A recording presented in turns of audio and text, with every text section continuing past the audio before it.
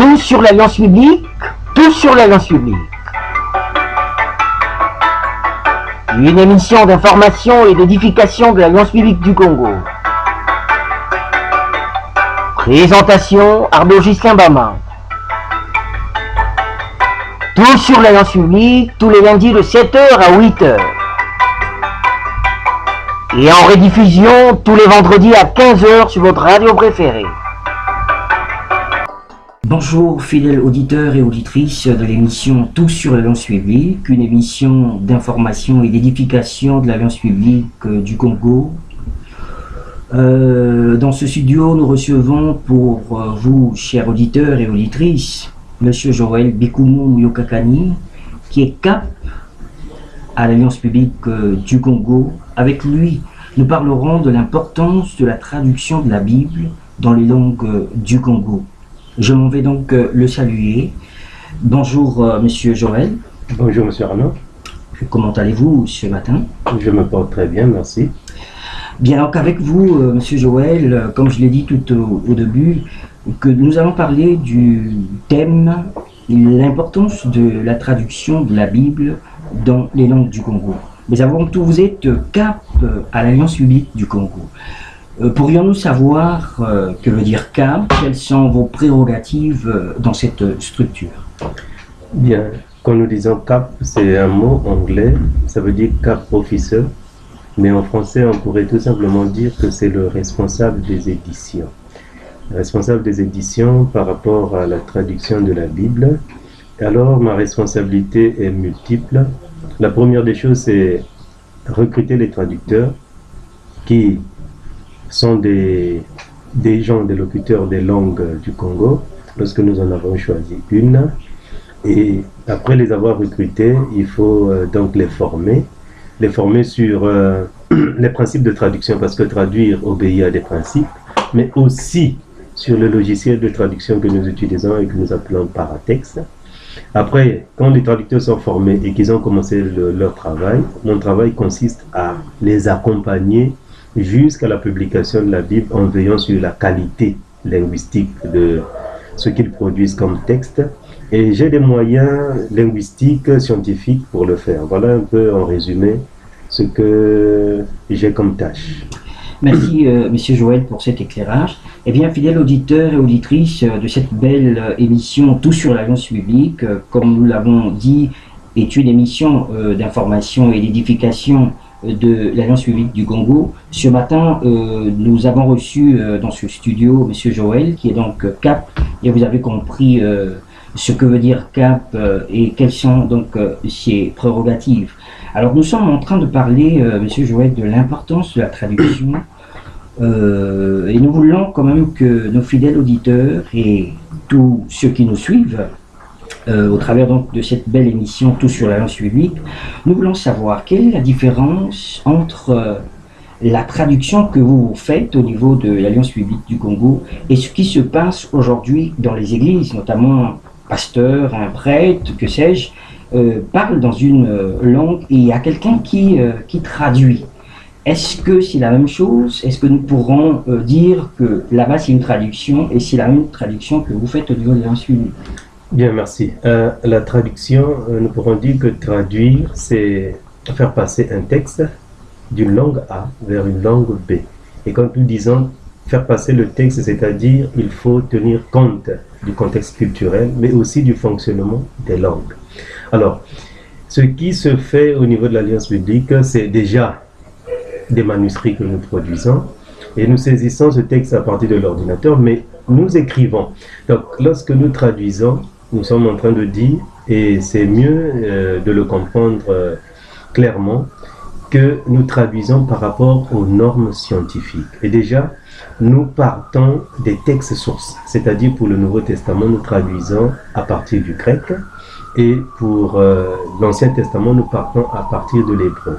Alors vous voyez que lorsque, à l'église, un pasteur est en train de faire une prédication et qu'un bien-aimé puisse traduire ou interpréter, parce que c'est de l'interprétariat, vous voyez que ça se fait au même moment. Et ce n'est pas aussi scientifique que ça, parce que là, c'est la compétence de celui qui fait l'interprète qui est mise en jeu. Voilà pourquoi nous remarquons parfois certaines difficultés pour ces interprètes à trouver les mots justes concernant les termes bibliques. Alors que nous, au niveau de la traduction de la Bible, nous nous accompagnons d'un certain nombre d'outils qui font que la traduction est quand même fidèle par rapport au texte source. Merci, fidèles auditeurs et auditrices de votre émission Tout sur l'Alliance biblique. Vous êtes en train de comprendre avec nous et avec notre invité, M. Joël, qui est cap au niveau de l'Alliance biblique du Congo, sur ce thème, l'importance de la traduction de la Bible dans les langues congolaises. Et même pour vous qui venez de prendre l'écoute, eh bien, nous sommes sur ce thème plutôt. Monsieur Joël, vous venez tout à l'heure d'éclairer nos auditeurs sur la nuance qui existerait entre la traduction que vous faites au niveau de l'Alliance biblique et celle qui se passe dans nos différentes églises. Alors nous voulons savoir, puisque nous parlons de l'importance. Aujourd'hui, nous avons la Bible en langue française. Ne pensiez-vous pas que cette traduction suffirait pour notamment l'ensemble des chrétiens, ou y a-t-il une importance capitale de traduire dans nos langues congolaises? Bien, c'est vrai que nous avons déjà les traductions de la Bible dans les langues majeures, c'est-à-dire les langues étrangères, et notamment pour nous au Congo, les Bibles en français. Oui, ces Bibles en français couvrent un certain nombre de lecteurs de la Bible, ceux qui ont été alphabétisés en français, mais il y a aussi une couche non moins importante du Congo, et des Congolais, qui n'a pas accès à ces langues étrangères, que ce soit l'anglais, que ce soit le français. Alors, pour ces couches, puisque l'évangélisation concerne tous les Congolais, alors il est important que nous ayons aussi des Bibles dans nos langues, les langues congolaises ou langues maternelles. Mais cela ne suffit pas, parce que même l'intellectuel, celui qui a été alphabétisé en français, peut enrichir ses connaissances de la Bible en utilisant la Bible dans la langue de son cœur, c'est-à-dire sa langue maternelle. Parce que en lisant la Bible dans une langue qu'on comprend mieux, on saisit mieux le message et on peut vraiment à ce moment-là avoir une foi plus enracinée qu'en le faisant en français, parce que malheureusement même en ville, il y a des bien-aimés aujourd'hui qui ont des Bibles en français, mais qui n'arrivent pas à déceler tout le message de la parole de Dieu. Et voilà pourquoi, même pour ceux qui sont dans les villes, les langues maternelles sont les bienvenues s'ils ont des Bibles dans ces langues. Merci, Monsieur Joël, pour toute cette lumière sur ce thème important, l'importance de la traduction de la Bible dans nos langues congolaises.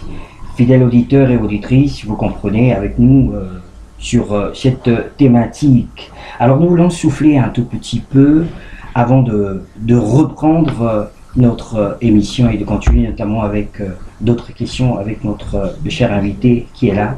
Et je vous dis à bientôt.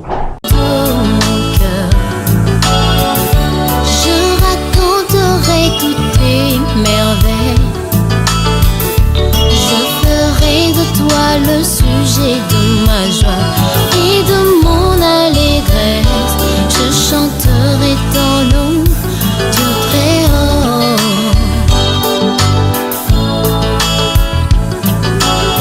Je louerai l'Éternel de tout mon cœur. Je raconterai toutes tes merveilles. Je ferai de toi le sujet de ma joie et de mon allégresse. Je chanterai ton nom, Dieu Très-Haut. De retour dans ce studio, toujours avec notre invité M. Joël Bikoumou Yokakani, qui est cap à l'Alliance biblique du Congo. Avec lui, nous sommes en train de décortiquer ce thème, l'importance de la traduction de la Bible dans les langues congolaises. Avec lui, nous avons compris la nuance qui existe entre la traduction qui est faite au niveau de l'Alliance biblique et l'interprétariat qui se fait au niveau des églises. Mais aussi, nous avons compris que c'est important de traduire la Bible, notamment dans nos langues congolaises. Alors, Monsieur Joël, je reviens à vous pour avoir cette connaissance du comment se fait cette traduction, puisqu'il y a une différence entre ce qui se passe dans les églises, où il y a un prêtre ou un pasteur qui prêche, et il y a quelqu'un qui traduit dans une autre langue que ce dernier. Alors, comment se fait la traduction au niveau de l'Alliance biblique? Bien, au niveau de l'Alliance biblique, la traduction se fait en 4 étapes. Nous avons premièrement la traduction individuelle, c'est-à-dire un traducteur qui a été formé, comme j'avais dit au départ, sur les principes de traduction. J'insiste, parce que la traduction obéit aux normes scientifiques. On ne traduit pas n'importe comment. Pour traduire, il faut des principes. Alors, un traducteur qui a été formé sur les principes de traduction, qui a aussi reçu la formation sur le logiciel Paratexte, parce qu'aujourd'hui, nous ne faisons plus les manuscrits au stylo avec du papier, mais nous travaillons avec un ordinateur. Lorsqu'il est formé, à ce moment-là, il peut commencer à ébaucher au niveau 1, à drafter, donc ébaucher un texte du livre qu'on lui confie, mais il le fait en partant du grec, s'il est en train de traduire le Nouveau Testament, et de l'hébreu, s'il traduit l'Ancien Testament. Qu'est-ce que cela veut dire? Cela veut dire qu'il doit avoir un bagage en théologie, mais il doit aussi avoir un bagage dans la culture, c'est-à-dire sa langue, bien maîtriser sa langue maternelle et bien maîtriser les langues bibliques.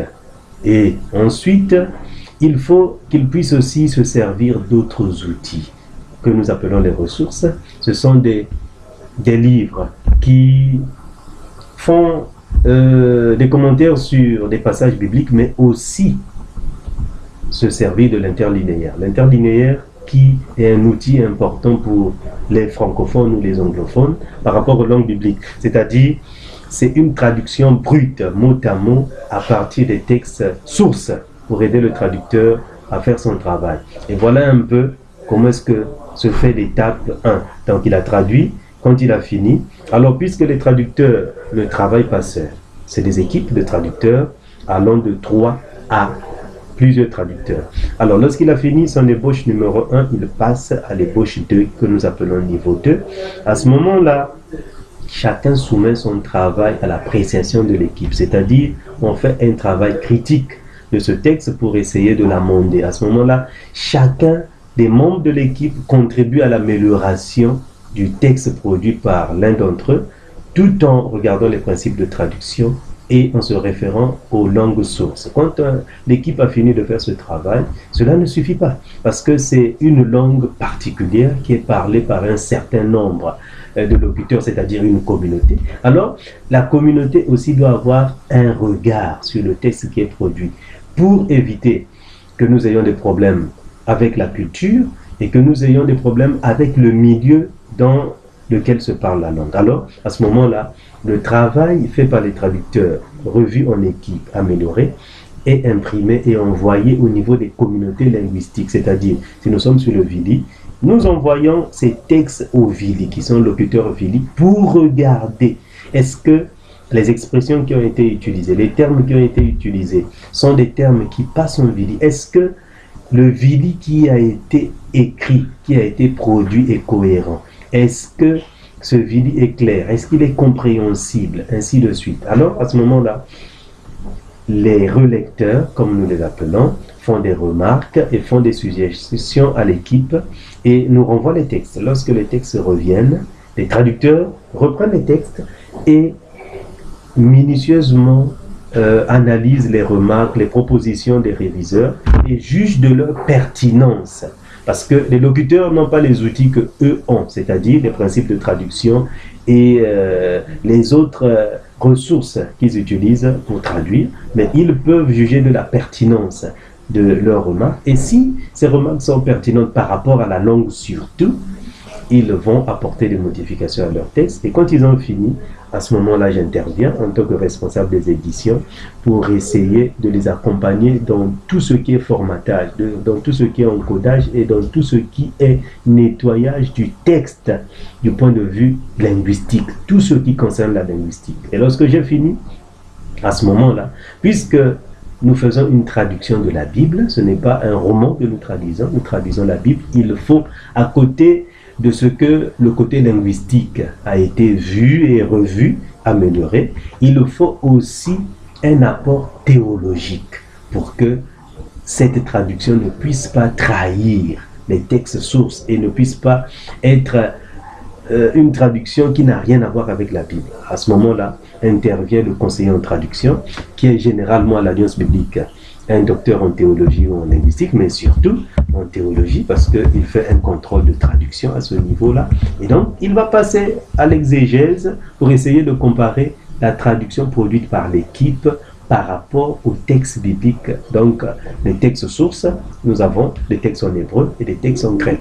Quand lui a regardé le texte, quand il a amendé, a fait des remarques au niveau des traducteurs, et puis, lorsque les traducteurs tiennent compte de ces remarques, ils amendent le texte, et quand il approuve, à ce moment-là seulement, nous avons fini notre tâche, et nous pouvons désormais publier ce texte et le mettre à la disposition des chrétiens et d'autres communautés qui peuvent utiliser cette Bible. Voilà un peu succinctement comment est-ce que nous traduisons la Bible au niveau de l'Alliance biblique. Merci à vous, Monsieur Joël, pour tout cet éclairage sur ce thème, l'importance de la traduction de la Bible dans les langues du Congo, que fait notamment l'Alliance biblique du Congo. Alors, fidèles auditeurs, et même pour vous qui venez de prendre l'écoute, eh bien, c'est sur ce thème que nous sommes en train de parler avec notre invité, M. Joël, qui est cap officier au niveau de l'Alliance biblique du Congo. Et la régie nous signale que nous sommes presque arrivés à la fin de notre entretien. Alors il y a juste une préoccupation qui nous vient, que nous voulons que vous éclairiez aussi là-dessus. Alors, traduction avec toutes ces étapes que vous venez de citer, le temps, est-ce que cela se fait juste en un temps record ou comment essayer un peu de nous expliquer là-dessus? Bien, le travail de traduction était un travail très laborieux, et ce qui fait que traduire un Nouveau Testament aujourd'hui, nous pouvons le faire au bout de 5 ans, et traduire un Ancien Testament, nous pouvons le faire au bout de 6-7 ans, et donc avoir toute une Bible aujourd'hui requiert au moins 12 années de travail vraiment acharné, de travail consacré. Pourquoi consacré? Parce que il faut que ceux qui travaillent puissent aussi être consacrés, être appelés par Dieu, recevoir cet appel, parce que c'est un fardeau, traduire la Bible. Mais au-delà de cela, je voulais quand même continuer à insister sur l'importance de la traduction de la Bible dans les langues maternelles, parce que des fois, lorsque nous parlons de la traduction de la Bible en langue maternelle, nombreux des Congolais ne comprennent pas pourquoi. J'avais déjà dit au départ que c'est pour aider ceux qui n'ont pas été alphabétisés en français, mais c'est aussi pour enrichir les connaissances de ceux qui sont alphabétisés en français, parce que produire une Bible en langue constitue un outil pédagogique. Mais c'est aussi une façon de conserver la richesse culturelle du Congo. Parce que chaque fois que nous restons dans la tradition orale, nos langues se meurent. Mais lorsque nous avons des outils comme la Bible traduite en langue, nous avons déjà un outil de travail pour les générations futures qui peuvent s'intéresser aux langues. Mais aussi, à cause de ce que nous pouvons nous interroger, pourquoi est-ce qu'au niveau international, l'UNESCO chaque année organise une journée internationale de la langue maternelle? C'est parce qu'ils ont perçu l'importance de la langue maternelle, même dans l'éducation de nos enfants. Et les linguistes disent que la langue maternelle est le fondement sur lequel se construisent les autres connaissances. Et à partir d'aujourd'hui, vous pouvez observer que le taux d'échec dans nos campagnes est très élevé, parce que tout simplement, le français, parfois qu'on utilise, est trop difficile pour les enfants. Et ils ne comprennent pas certains concepts parce qu'ils ne sont pas à l'aise avec le français. Alors, la porte de sortie, ce serait peut-être un jour, si nous pouvons nous en convaincre, et les décideurs, et nous qui travaillons sur les langues, d'introduire au Congo l'éducation multilingue qui se fait déjà en RDC, qui se fait déjà en Afrique de l'Ouest, et qui porte ses fruits. Et ça se fait déjà au Congo. Si nous allons à Ifunda avec les enfants autochtones, l'Église catholique avec la méthode Oura utilise les langues congolaises pour enseigner, passer des enseignements au niveau des autochtones. Et c'est une expérience qui marche. Donc vraiment, moi je pense que nous devons nous ressaisir et comprendre que nos langues ne sont pas inférieures aux langues étrangères et que nous pouvons aussi valoriser ces langues et parvenir. En RDC, il y a des écrivains, des éminents docteurs qui écrivent en lingala, qui écrivent en swahili et qui sont traduits par les occidentaux. Vous voyez que avec nos langues, nous pouvons aussi faire de grandes choses. Donc voilà un peu ce que je voulais ajouter en ouvrant cette parenthèse pour continuer à signifier à nos auditeurs que nos langues sont importantes. Et donc, revenons à nos langues, aimons nos langues et pratiquons-les. Aimons nos langues et pratiquons-les. Nous sommes arrivés au terme donc de cet entretien avec notre invité, M. Joël Bikoumou Kakani, qui est CAP au niveau de l'Alliance publique du Congo, dans cette belle émission Tout sur l'Alliance publique, qui est une émission d'information et d'édification. Alors, M. Joël, nous sommes arrivés au terme. Un dernier mot? Oui, merci beaucoup, M. Arnaud. Le dernier mot, c'est que le Congo a plus de 50 langues. Vous voyez que c'est une richesse culturelle. Et j'en appelle donc à tous les Congolais à avoir un regard plus favorable pour nos langues, parce que nos langues consolident notre identité, mais aussi ces langues font aussi notre fierté en tant que Congolais. Alors, je réitère cet appel, aimons nos langues, pratiquons-les et valorisons-les, parce que ce sont des valeurs culturelles, ce sont des valeurs identitaires et ce sont des outils pour le développement auquel nous aspirons. Et donc, voyez-vous que si nous voulons nous développer, l'exemple de la Chine est là. La Chine s'est développée à partir du mandarin. Ce n'est pas une langue étrangère. Donc, le développement passe aussi par la connaissance, la maîtrise et la pratique de nos langues. Merci beaucoup. Merci, Monsieur Joël, d'être venu dans ce studio.